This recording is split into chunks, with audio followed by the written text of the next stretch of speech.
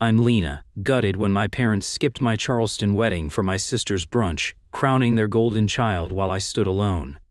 Their lies and favoritism shattered my dream day, but I rose from the wreckage with a textile dynasty that wove the truth.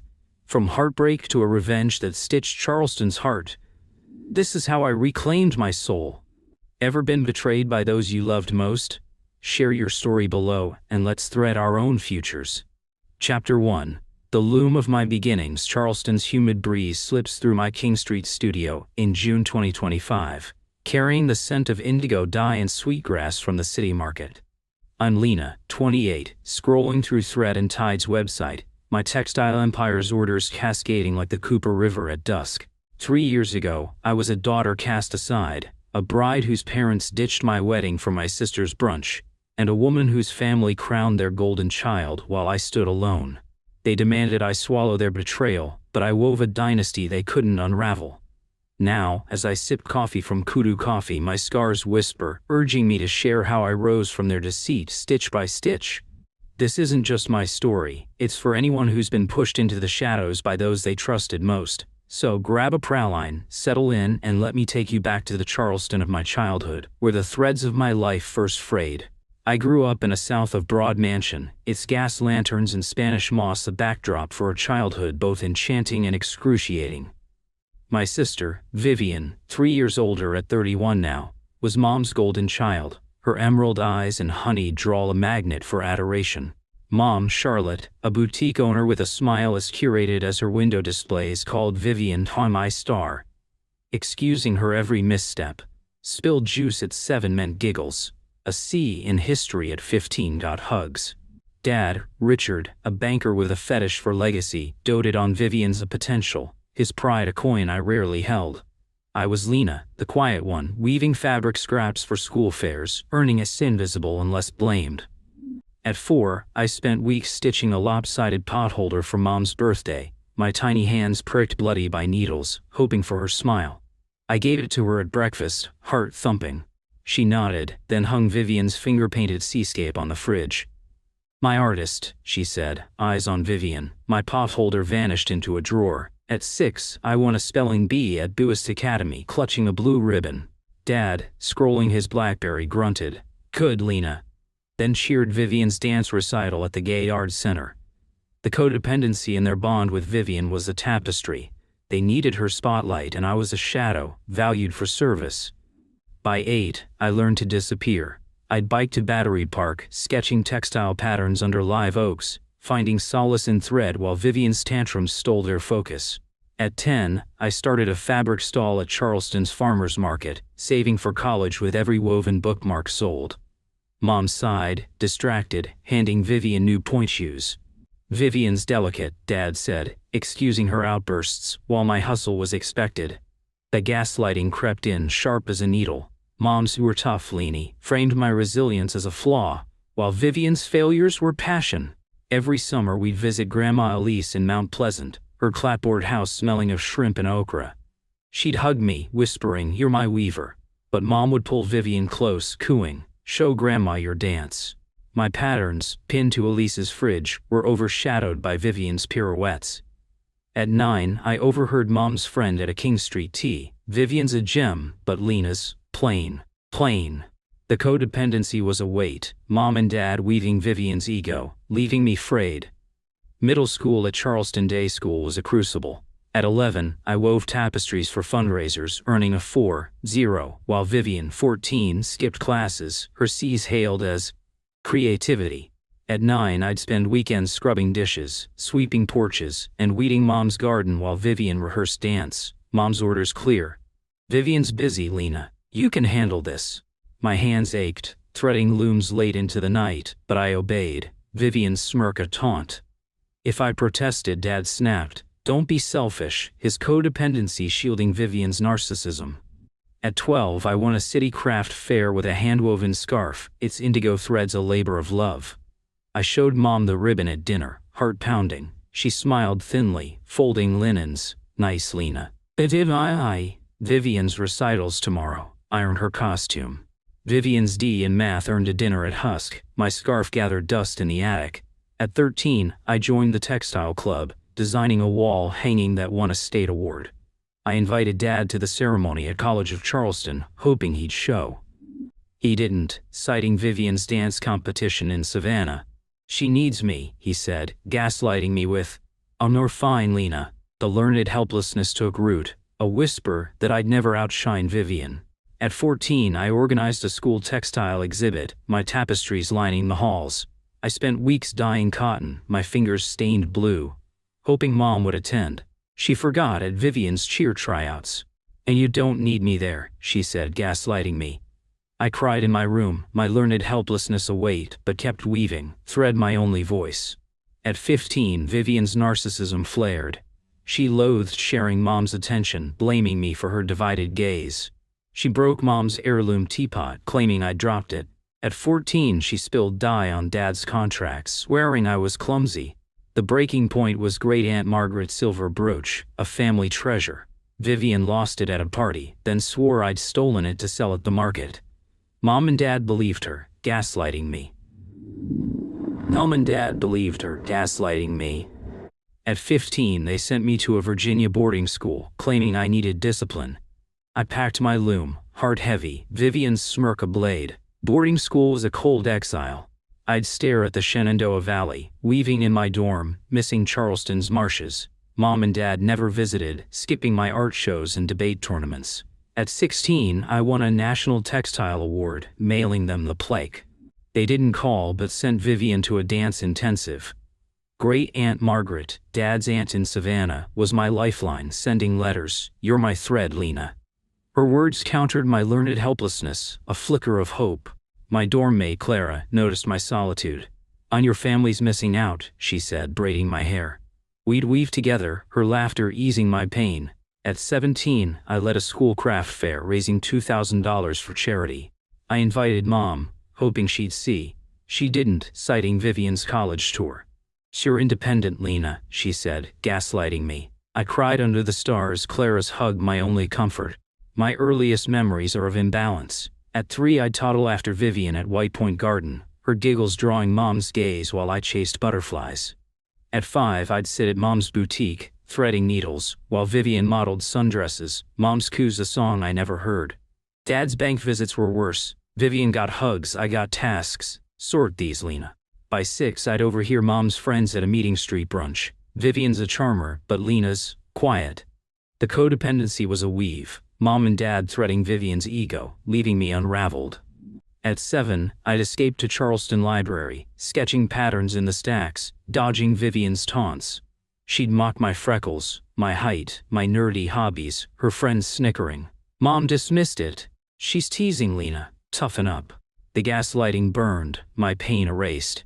At 8, I joined a craft class at Gibbs Museum, hoping to shine. My woven coasters won first place, but Mom missed the showcase. At Vivian's dance, Dad said, "Priorities, Lena." Is codependency a wall? The learned helplessness grew, my worth tied to silence. At 9, I tried to bond with Vivian, weaving her a bracelet. She laughed, tossing it in the trash. "I don't wear junk," she said, narcissistic cruelty clear. I ran to Grandma Elise, who hugged me. "You're enough," she said, but Mom pulled Vivian close, codependent as ever. The wound deepened, my heart a patchwork of rejection. Elementary school at Buist was a battleground. I'd excel, my report cards flawless, but Vivian C's got Mom's hugs. At 10, I organized a craft fair, raising $600 for charity. I showed Dad the Post and Courier clipping, heart racing. He nodded, then framed Vivian's dance photo.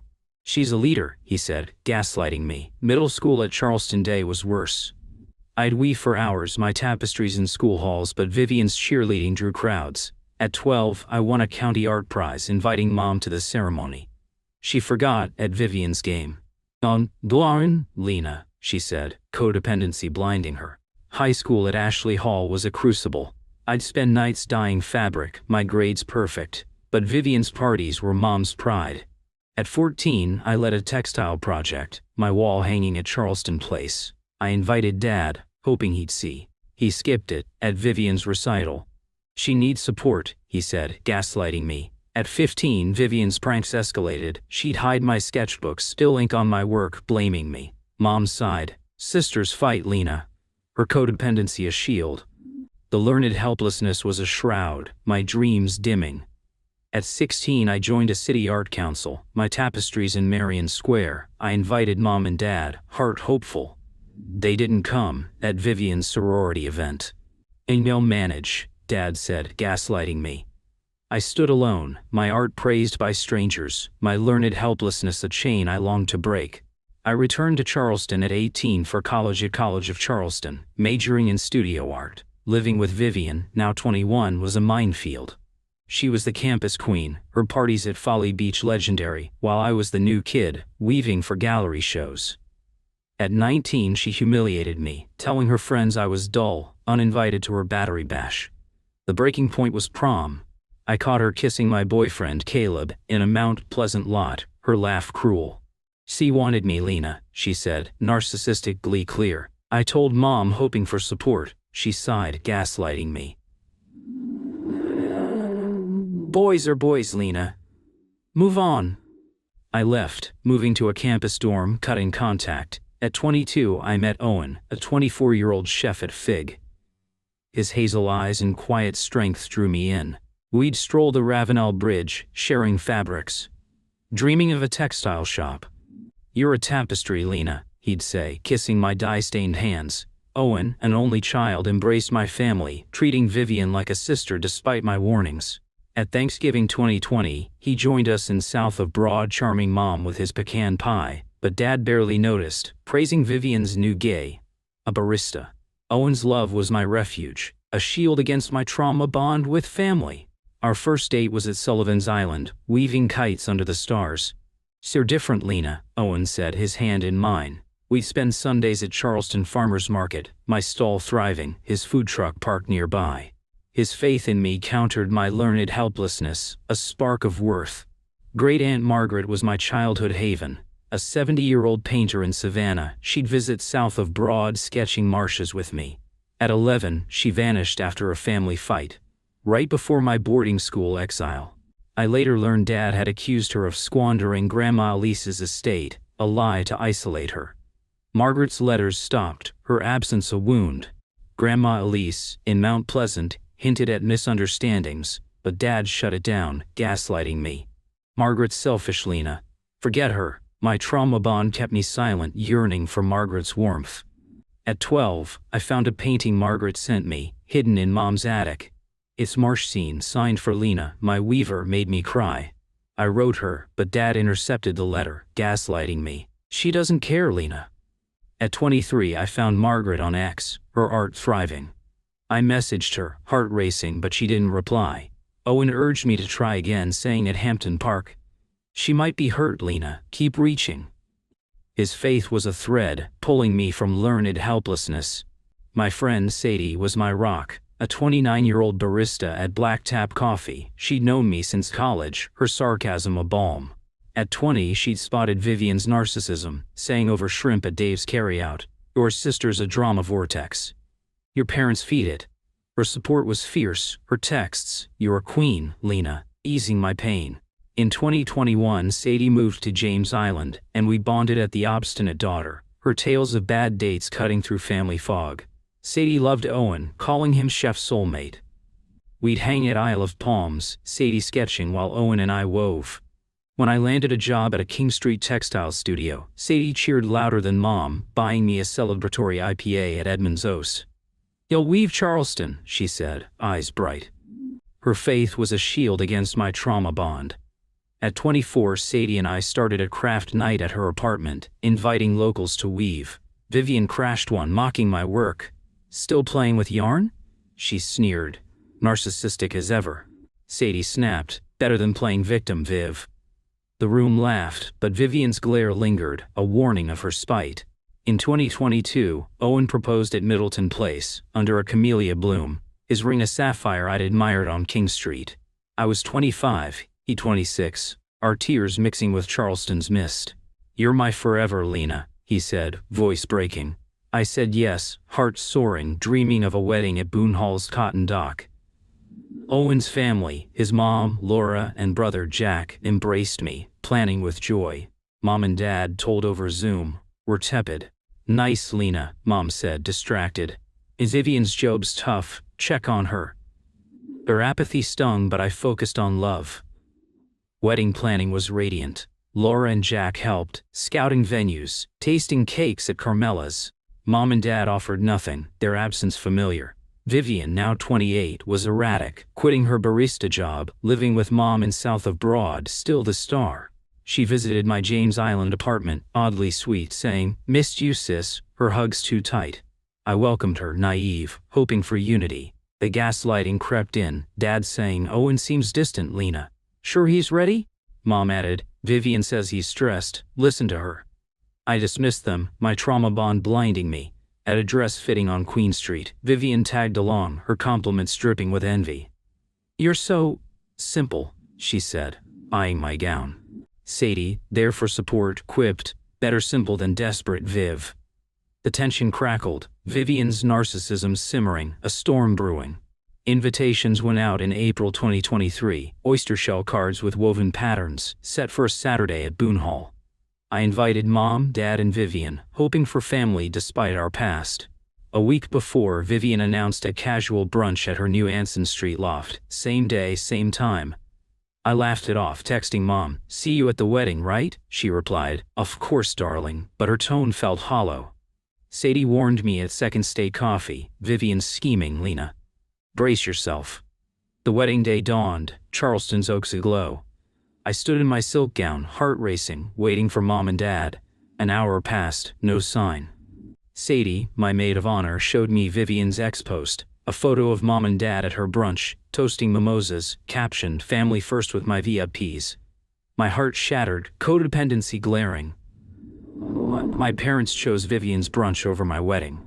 I walked down the aisle, Grandma Elise by my side, tears burning, vowing to cut them off. Guests whispered, sensing the absence. Laura hugged me, whispering, "You're enough, Lena." Owen's vows steadied me, his voice a lifeline. But Vivian's post haunted me, her narcissism a public wound. I danced at the reception, forcing smiles, my learned helplessness whispering I'd never be chosen. The next day, I learned Vivian had spread lies at her brunch, telling guests I'd disinvited Mom and Dad to steal the spotlight. She posted on X, "Some brides can't share love." Comments piled on, "Poor Vivian, you're the real star." I cried, learned helplessness choking me. I texted Mom and Dad, "You chose Vivian over my wedding, I'm done. You're not my parents." I blocked them, rage and grief colliding, Charleston's palmettos a blur. Then came Sadie's betrayal. At Bowen's Island, I poured out my pain, expecting her fire. She fidgeted, sipping her stout. "I knew about the brunch, Lena," she admitted, eyes down. "Vivian invited me, said it was no big deal. I didn't tell you because I thought you'd overreact." The gaslighting cut deep. "Overreact? They skipped my wedding, Sadie." "Ah," she sighed, gaslighting further. "It was just brunch. I didn't want drama." I stood. She texted apologies, but the trauma bond with her cracked, trust broken. Grandma Elise called, furious. "Until more enter fools, Lena," she said. "I'm here." Her support with Owens kept me afloat. I vowed to reconnect with Great Aunt Margaret, the aunt my parents betrayed, to rebuild what they'd torn. I drove to Savannah, heart racing, finding Margaret's studio off River Street. She was wary, her canvas splashed with marsh hues. "Why now, Lena?" she asked, voice cool. I spilled everything. Vivian's narcissism, Mom's codependency, the wedding snub. Margaret softened, eyes wet. "Richard lied, Lena. He said I stole Elise's savings, turned her against me. We talked for hours, her story a mirror of mine. Dad's gaslighting, Mom's silence. A family fractured. She agreed to support me, a quiet rebellion. Margaret shared her exile. Dad's accusations led to a fight at Elise's 60th birthday, where he banned her from family events. "And you, I wrote you," she said, showing letters Dad intercepted. "I never stopped loving you," we cried, her paintings a testament to her pain. I invited her to Charleston, vowing to heal our bond. Back in Charleston, Vivian's lies spread. At a city market event, vendors whispered I abandoned my family. Vivian had told the Textile Guild I'd stolen clients, her narcissism poisoning my reputation. I confronted her at her loft, voice steady. "Why, Vivian, she smirked, narcissistic as ever. You're not the victim, Lena. I am. Mom there, sighed codependent. Let it go, Lena. Family forgives, I laughed, bitter. You're not family. I left, boundary formation taking root. I hosted a guild meeting at my studio showcasing my work. Vivian crashed, accusing me of copying her ideas she'd never woven. The guild president, Miss Clara, shut her down. Lena's talent speaks. You're embarrassing yourself. Vivian stormed out, her narcissism exposed, the guild rallying behind me. In 2023, Owen and I deepened our bond, moving to a Mount Pleasant cottage. You're my weave, he said, kissing me under live oaks. Grandma Elise visited, apologizing for Mom's codependency. I failed you, Lena, she said, eyes wet. I forgave, her support a balm. Margaret moved to Charleston, renting near Marion Square, her art inspiring my tapestries. Vivian's ex-posts grew desperate, claiming I'd stolen Margaret's love. Users mocked her. You ditched her wedding, sis. Mom called, voice sharp. You're tearing us apart, Lena. The gaslighting was clear, and you chose Vivian over me, I said. I'm done. I hung up, boundary formation a shield. In 2024, I launched Thread and Tide on King Street. My tapestries, oyster, palmetto, coral, sold out, featured in Garden and Gun. I mentored Ava, a 20-year-old apprentice, teaching her dyeing. At a farmer's market, her sage shawl sold out, her smile radiant. So my hero, Lena, she said, hugging me. My boundary formation lifted others, breaking my learned helplessness. Thread and Tide expanded to Somerville and Kiowa Island. I started a YouTube channel, Woven Truth, sharing textile tips and betrayal stories. My first video, filmed at Waterfront Park, detailed Vivian's narcissism, Mom's codependency, and Dad's gaslighting. It exploded, 7 million views, viewers empathizing. Lena's story is mine. Ava co-hosted, her story resonating. Sadie, rebuilding trust, produced her quips. Vivian's the thread nobody needs, adding humor. At a Woven Truth Live event at Charleston's Dock Street Theater, I unveiled a tapestry, torn threads, depicting my family's betrayal in indigo and ash.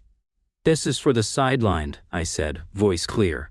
The crowd roared, some crying, my art a spark. Grandma Elise hugged me, her brooch warm. And you're my legacy, she said. Margaret's painting, displayed beside mine, echoed my pain, our truths woven together. Mom appeared, uninvited, eyes wet. I was wrong, Lena, she said, voice breaking. Vivian and Dad stayed away, their narcissism fading. I nodded, cautious, my boundary formation firm. The exhibit went viral. X-threads dissecting Vivian's lies. Lena's art slays her sister's drama. Memes roasted Mom and Dad. Golden child parents, unraveled. I sued Vivian for defamation. Her ex-posts a wound I wouldn't let fester. In court, my lawyer presented screenshots, posts, and guild testimonies. Her lies exposed. Vivian cried, playing victim, but the judge wasn't swayed. And your actions were malicious, he said. I won $20,000 in damages, and Vivian was ordered to post an apology on X. Margaret sued Mom and Dad for manipulation. Her evidence, letters, texts, Elise's testimony, damning. The court awarded her $70,000 in a restraining order. Dad's outburst, "You're destroying us, Lena," was silenced by the judge, a satisfying crack. Grandma Elise rewrote her will, leaving her Mount Pleasant estate to me and Margaret. "You're my family," she said, eyes fierce. Mom and Dad tried to manipulate, texting Laura, "Lena's the villain." Laura shut them down, forwarding their desperate messages. I got a restraining order, my boundary formation a fortress. Vivian's apology post was half-hearted, users tearing it apart. "Too late, brunch girl," Mom called, apologetic. I enabled Vivian, Lena. "I'm sorry." I listened, heart softening, but held my boundaries, meeting her at Biddy and Bio's for cautious coffee dates. Charleston rallied behind me. At a city market festival, vendors gifted me sweetgrass baskets, saying, "You're our weaver." Miss Clara invited me to lead a guild workshop, my tapestries inspiring youth. Ava's work won a state award, her speech thanking me. Lena showed me I'm enough. My boundary formation became a beacon, lifting others. Sadie and I rebuilt trust, co-hosting craft nights. "I was wrong, Lena," she said, eyes wet. Vivian's lies fooled me. I forgave, our bond stronger, her humor. Vivian's brunch was a flop, sparking laughs. By July 2025, I stood at Edisto Beach, Charleston's waves roaring, reflecting on my arc. Thread and tide was a dynasty, my studio a sanctuary, my life a masterpiece. Vivian faded, jobless, her narcissism powerless. Mom rebuilt trust, our talks at the daily cautious but warm. Grandma Elise and Margaret thrived, their bond a gift. Sadie was my sister, Ava my legacy. Owen and I deepened our love, his dishes at Folly Beach picnics a joy. At King Street, looms humming, I knew, Vivian stole my day.